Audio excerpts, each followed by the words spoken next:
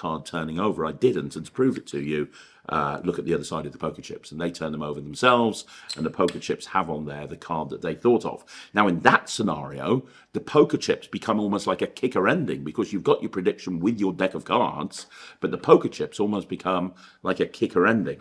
Now, if you want to actually have this stuck to the deck of cards, you can do exactly the same thing. You can still do the invisible deck routine, but you can have this stuck to the back of the card box, so that when you take the cards out at the end and you put the card box away in your pocket, you're getting rid of the index.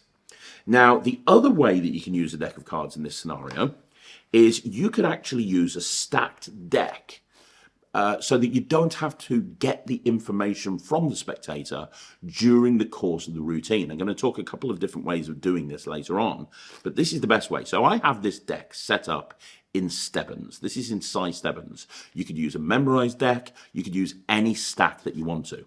If you don't know what size Stebbins is, very, very simply, the deck is a cyclical stack. So you can cut it as many times as you want to. All you have to do is look at the bottom card, add 3, and go up in chased. Chased stands for clubs, hearts, spades, diamonds. So if I see a 5, I'm going to add 3 to 5, which makes 8. And I'm going to go clubs, hearts, so I know the 8 of hearts is on top.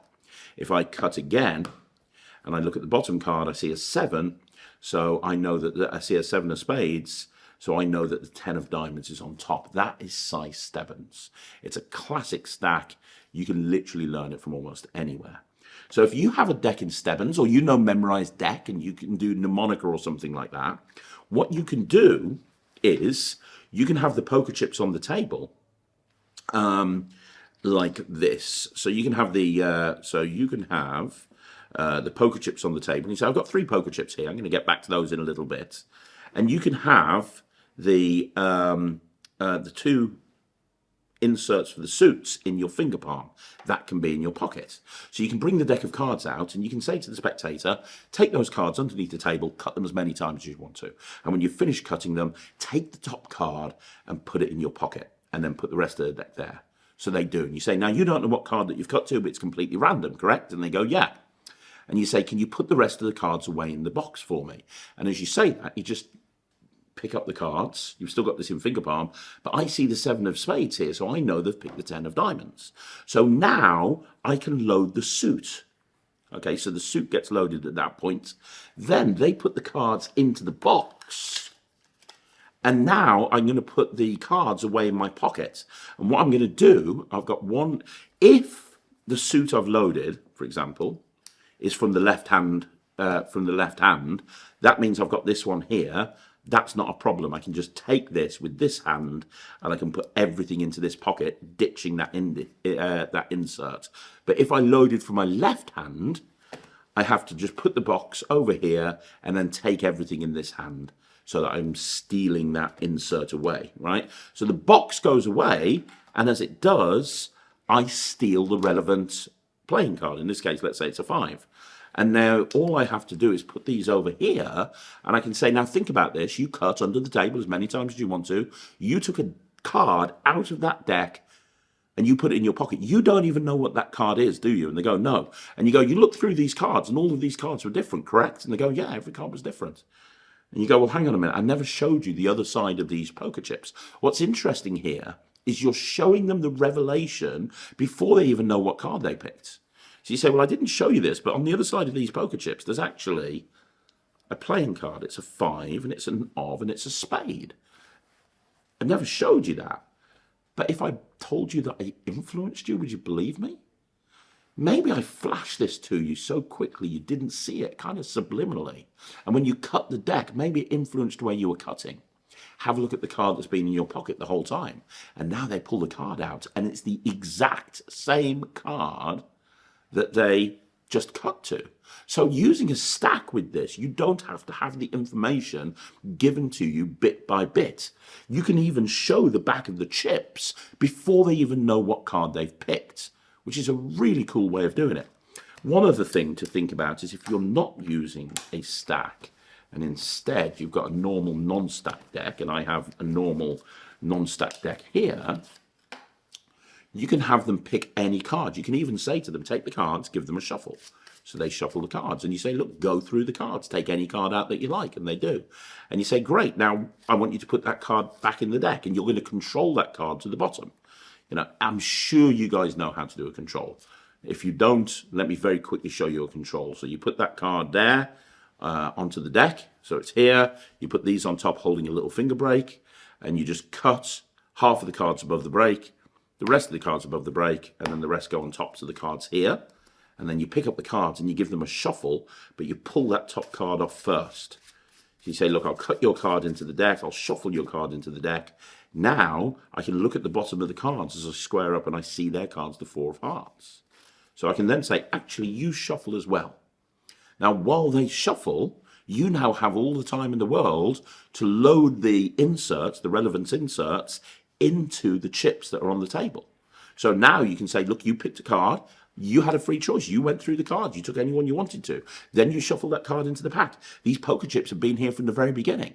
From the very beginning, these poker chips have been here. I never showed you the other side. Did you feel influenced? Look at the other side of the poker chips. And it's got the card on that they merely took out. So you don't have to have the information fed to you or drip fed to you bit by bit.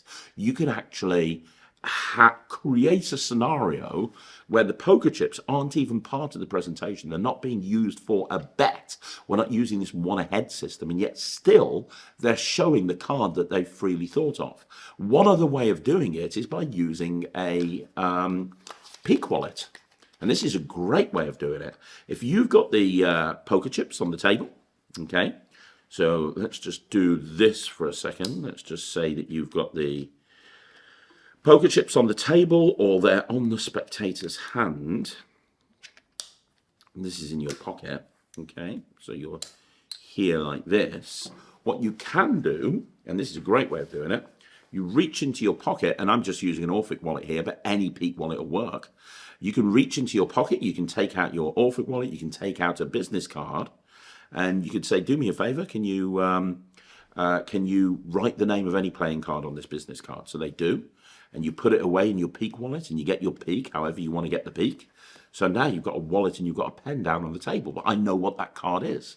Let's say it's the 7 of diamonds. They don't realize I've peaked it, but I've peaked it. So now I can put the pen away, and I can steal the suit. Let's say it's a diamond. And I can say, now these chips were here from the very beginning, and I didn't really tell you what they were for. Do you believe me if I told you that these chips influenced every decision you made? And now I'm putting the wallet away. No, you don't believe me. So if I could prove to you, and now I'm going to take out the relevant value, if I could prove to you that these chips influenced the card that you merely thought of, that you wrote down and put in that wallet yourself, would that be good? Yeah. Now you just wrote this card down. You didn't tell anyone. You didn't say it out loud. It exists purely in your imagination. But I didn't show you the other side of the chips. And if I do show you the other side of the chips, I think you're going to be pretty freaked out, because I've got on here the 7 of diamonds. What card did you think of? 7 of diamonds. Oh my God, it's a miracle.